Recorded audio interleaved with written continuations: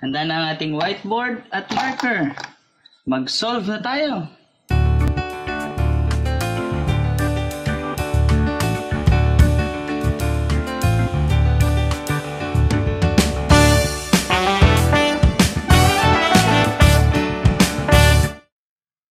Okay. So sa nakaraan nating mga video, diniscuss na natin ang ellipse. Diniscuss din natin yung detailed properties of ellipse and parts of ellipse. Na-derive na rin natin yung standard equation or equation in graphing form of an ellipse.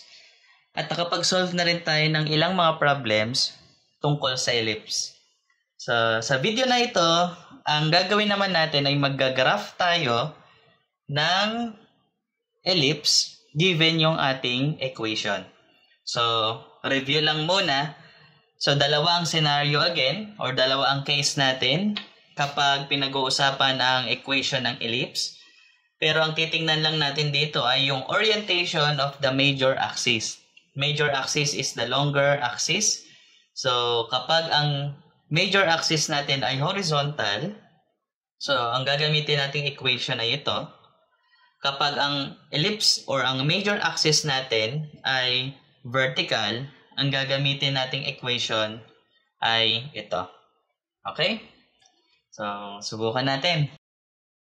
So, graph the ellipse with equation x minus 1 squared over 81 plus y plus 7 squared over 16 equals 1.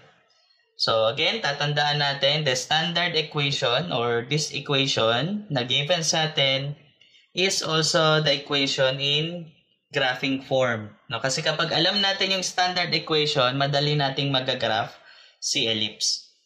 Okay? So, ano-ano ba ang makikita natin sa standard equation? So, sa standard equation ay malolocate natin kaagad yung ating center.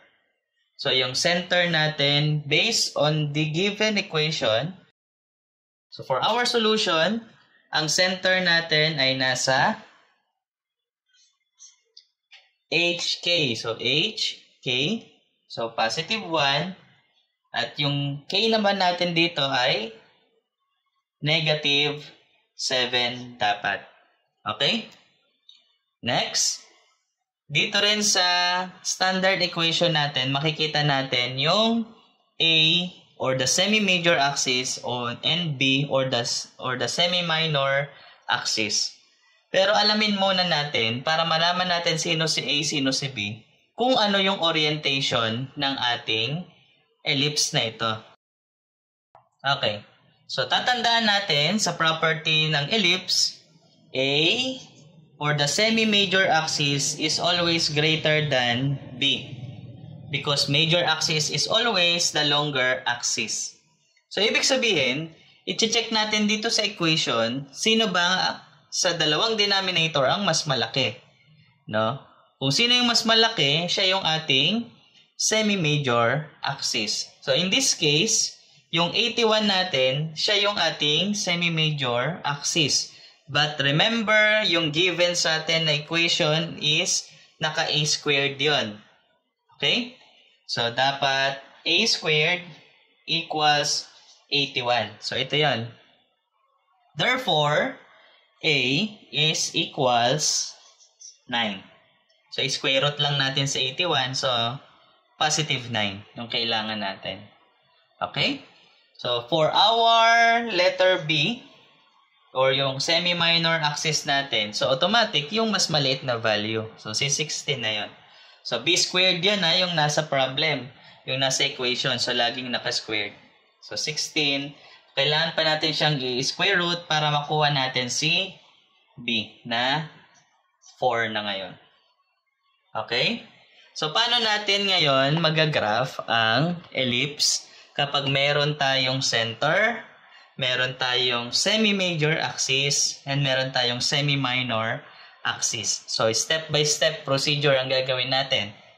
So, first step, we need to locate the center. So, the center of the ellipse is at 1, negative 7. So, i-locate natin ito dito sa ating rectangular coordinate system. So, x is 1, y is negative 7.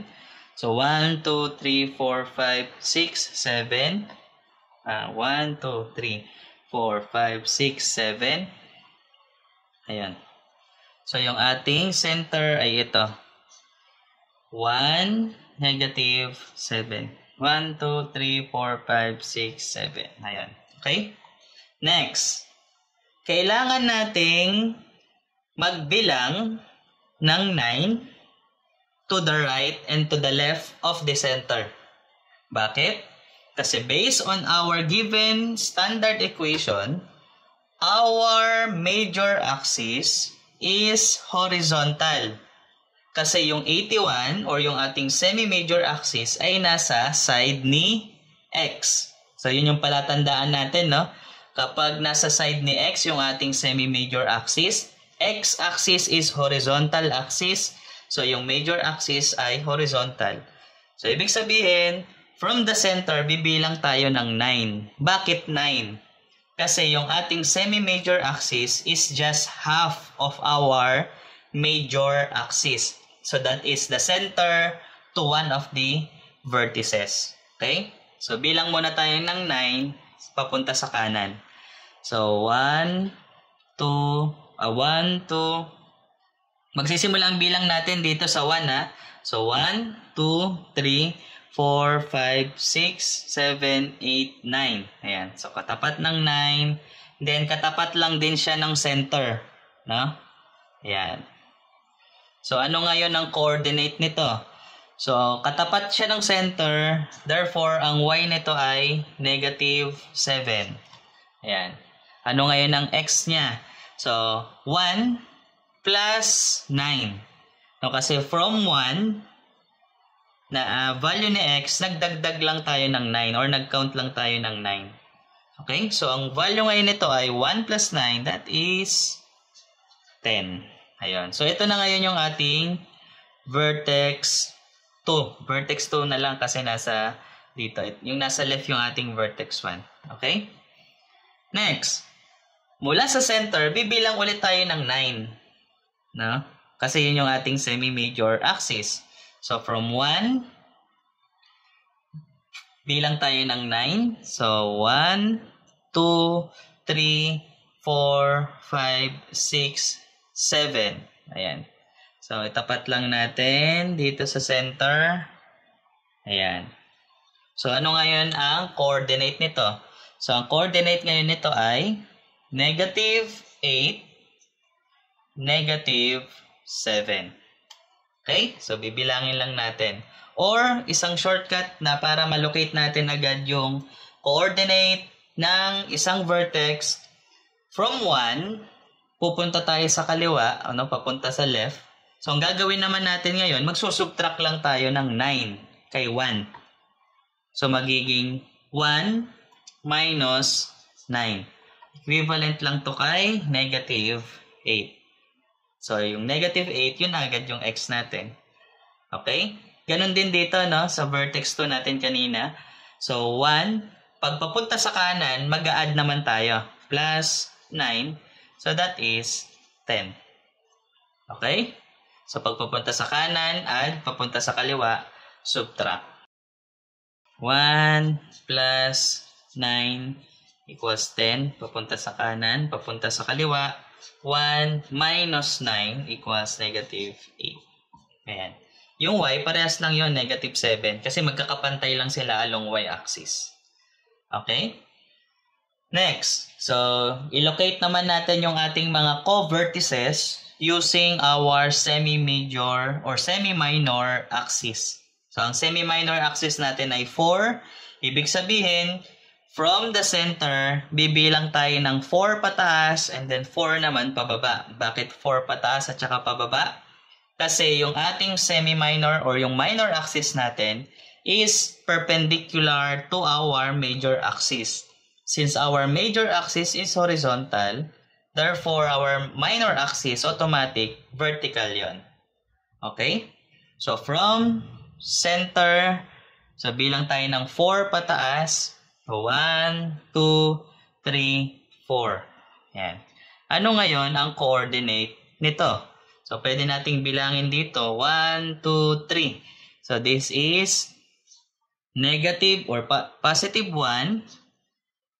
Lagi sa taas. So, positive 1, negative 3. Okay? So, binilang lang natin. Now, 1, parehas lang sila ni center kasi magkatapat lang itong co-vertex natin. Ito na lang yung ating W1. Magkatapat lang sila along x-axis. So, parehas silang 1. Okay? Or pwede naman, since vertical distance ang hinahanap natin na pataas, kapag pataas, ang titignan naman natin yung y value na negative 7. So, mag-a-add tayo ng 4. So, kapag pataas, we will add 4. So, plus 4. So, equal lang to kay negative 3. Okay? Kaya negative 3 yun. Yan. Next, para malocate natin yung W2 or yung isa nating semi or yung isa nating co-vertices, so, bilang naman tayo ng 4 pababa. So, 1, 2, 3, 4. So, katapat lang din siya ni center. Ito na ngayon yung W2 natin, which is at 1. So, again, magkakatapat lang sila, yung mga co-vertices. 1, this is 1, 2, 3, 4, 5, 6, 7, 8, 9, 10, 11. So, negative 11 naman ngayon. Okay? Or, yung vertical distance nila, pwede lang nating negative 7, mag-subtract ka lang ng 4 kasi pababa. So, kapag pababa, magsusubtract tayo ng 4 dito sa ating y value. So, magiging negative 7 minus 4. So, equal na yun kay negative 11. So, ito na agad yung ating y value. Ayan. Okay? So, since nalocate na natin si center, meron na rin tayong vertices and co-vertices, pwede na natin more or less madrawing si or mag-graph si ellipse. Ayan. So, graph natin. Pagdugtong-dugtongin lang natin tong 4 na points na paikot. Okay? So, dugtong lang natin ito. Ayan. Dugtong lang natin ito. Dugtong lang natin ito. Dugtong lang natin. Ayan. Ayan. So, pagpasensyahan nyo na kung hindi pantay-pantay. No?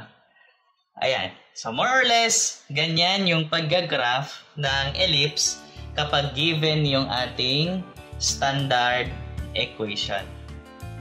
Ayos? Kung meron kayong tanong o meron kayong request, i-comment mo lang sa baba. At kung nakatulong sa iyo ang video na ito, i-like mo naman. I-share mo na rin sa iba, baka matulungan din natin sila. At pag-subscribe na rin sa ating YouTube channel at i-click ang notification bell para updated kayo sa mga videos natin.